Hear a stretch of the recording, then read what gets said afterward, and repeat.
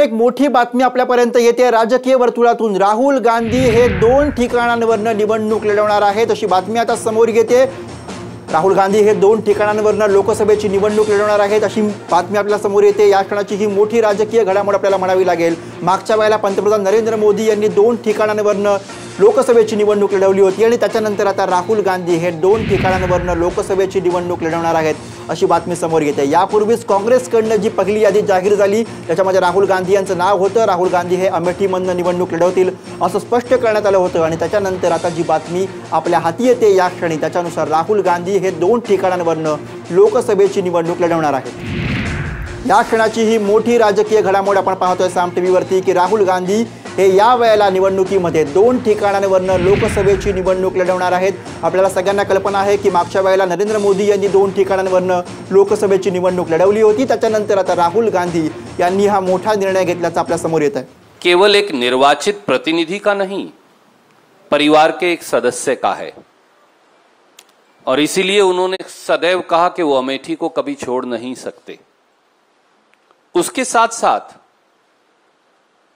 दक्षिण भारत का एक बड़ा हिस्सा, उत्तर और दक्षिण भारत का एक सांस्कृतिक और भाईचारे का रिश्ता रहा है, पर मौजूदा परिस्थिति में जिस प्रकार से अलग अलग प्रदेशों की भाषा, उनकी शैली, उनके खान पान, उनकी संस्कृति, उनके जीने का तौर तरीका, उस पर हमला किया जा रहा है। मौजूदा मोदी सरकार और भारतीय जनता पार्टी के द्वारा दक्षिण भारत के तीनों प्रांतों से इसलिए मांग आई कि उत्तर और दक्षिण भारत का एक सूत्र है, वो हमेशा एक दूसरे से जुड़े रहे। इसलिए 3 प्रांतों ने, केरल, कर्नाटक और तमिलनाडु से ये बार बार मांग आई कि श्री राहुल गांधी दूसरी सीट से लड़ें।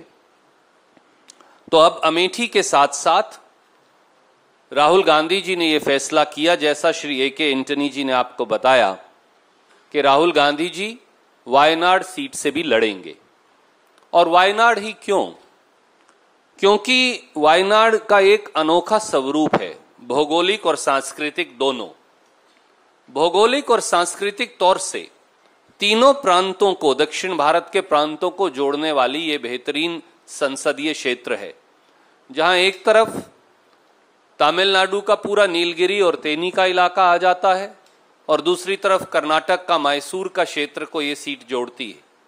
तो एक तरह से तीनों प्रांतों का प्रतिनिधित्व, उनकी भौगोलिक और सांस्कृतिक शैली का प्रतिनिधित्व ये वायनाड का संसदीय क्षेत्र करता है।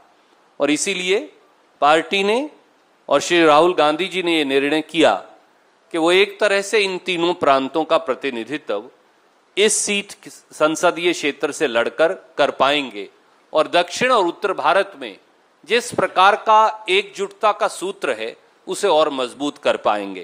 कांग्रेस के कार्यकर्ताओं के लिए ये एक हर्ष का दिन है कि दूसरी सीट अमेठी के बाद वायनाड सीट से भी श्री राहुल गांधी चुनाव लड़ेंगे। अब आपके प्रश्नों का स्वागत है। We'll have to take one by one. If you speak all, we will not be able to. I think A.K. Antony ji has already spoken on it.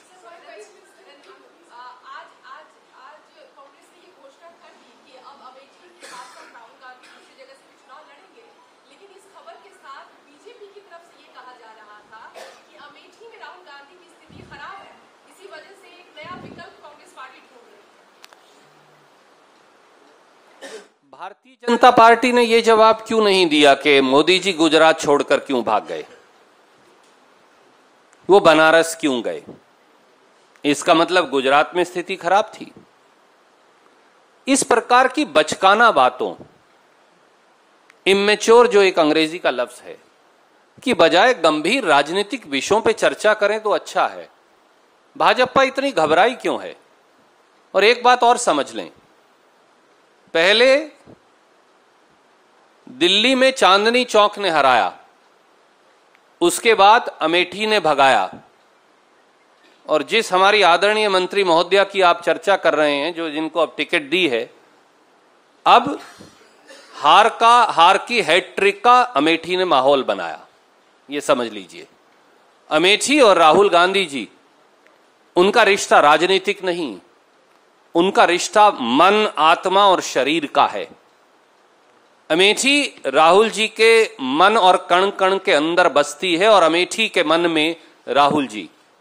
यह रिश्ता पारिवारिक है, यह रिश्ता राजनीतिक नहीं, और यह अटूट बंधन भाजपा के घिनौने षड्यंत्रों से नहीं टूट सकता।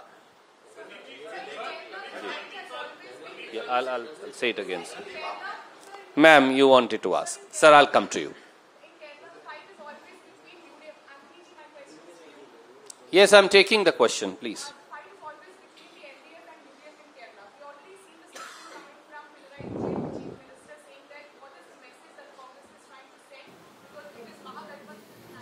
तर या तासाची मोठी राजकीय घडामोड आपण पाहतोय। राहुल गांधी आता डबल इनिंग खेळणार आहेत। राहुल गांधी हे लोकसभेच्या 2 जागांवरून निवडणूक लढवणार आहेत। थोड्याच वेळापूर्वी काँग्रेसकडून याबाबतची अधिकृत घोषणा करण्यात आलेली आहे। उत्तर प्रदेशमधील अमेठी आणि केरळच्या वायनाडमधून राहुल गांधी हे लोकसभा निवडणुकीच्या रिंगणामध्ये उतरतील। या क्षणाची ही मोठी राजकीय अपडेट तुम्ही पाहताय। अमेठी आणि त्याचबरोबर केरळच्या वायनाडमधून राहुल गांधी हे लोकसभा निवडणुकीच्या रिंगणामध्ये उतरणार आहेत। मागच्या वेळेला पंतप्रधान नरेंद्र मोदी हे देखील 2 जागांवरून लोकसभा निवडणुकीच्या रिंगणामध्ये उतरले होते आणि त्याच्यानंतर आता या वेळेला राहुल गांधी यांनी 2 लोकसभा मतदारसंघातून निवडणूक लढवण्याचा निर्णय घेतलाय। अमेठी जो की राहुल गांधी आणि काँग्रेस यांचा पारंपरिक मतदारसंघ आहे, तिथून राहुल गांधी हे लोकसभेची निवडणूक लढवतील। याची घोषणा सगळ्यात आधी काँग्रेसकडून करण्यात आली होती। काँग्रेसची जी पहिली यादी जाहीर झाली त्याच्यामध्ये राहुल गांधी यांची अमेठीतून उमेदवारी जाहीर करण्यात आली होती आणि त्याच्यानंतर आज राहुल गांधी यांची केरळमधून सुद्धा उमेदवारी जाहीर करण्यात आली आहे। केरळच्या वायनाड या मतदारसंघातून राहुल गांधी हे लोकसभा निवडणूक लढवतील।